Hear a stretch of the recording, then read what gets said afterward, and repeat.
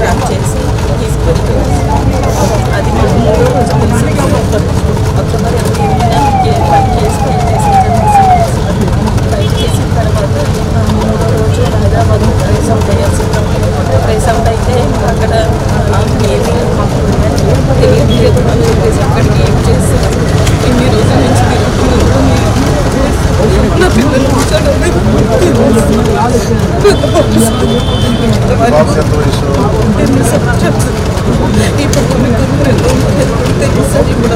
కుటుంబానికి కూడా నేను చెప్పుకోలేదు సార్. హాస్పిటల్లో చదువుకుంటామని చెప్పలేదు సార్.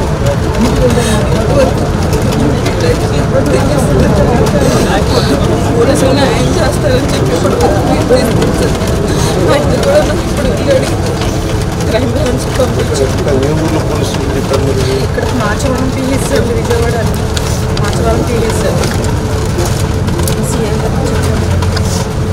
చూస్తాం అని అన్నారు. వాళ్ళు మీకు ఫోన్ చేయాలి, ఫోన్ చేస్తే కానీ మేమేం చేయలేమని చెప్పారు సార్. ఎఫ్ఐఆర్ పెట్టాను సార్. నమస్కారం సార్. నా దగ్గరికి శివకుమారి గారు అని చెప్పి జార్జ్ ఇన్స్టిట్యూట్లో గ్లోబల్ హెల్త్ ప్రైవేట్ కంపెనీలో పనిచేస్తున్నారు.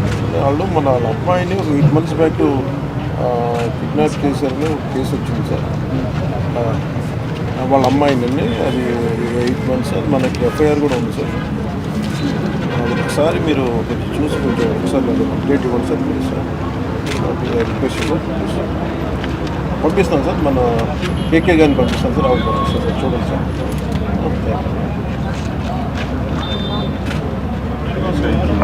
మీరు వెళ్ళండి అమ్మా ఒకసారి వెళ్ళి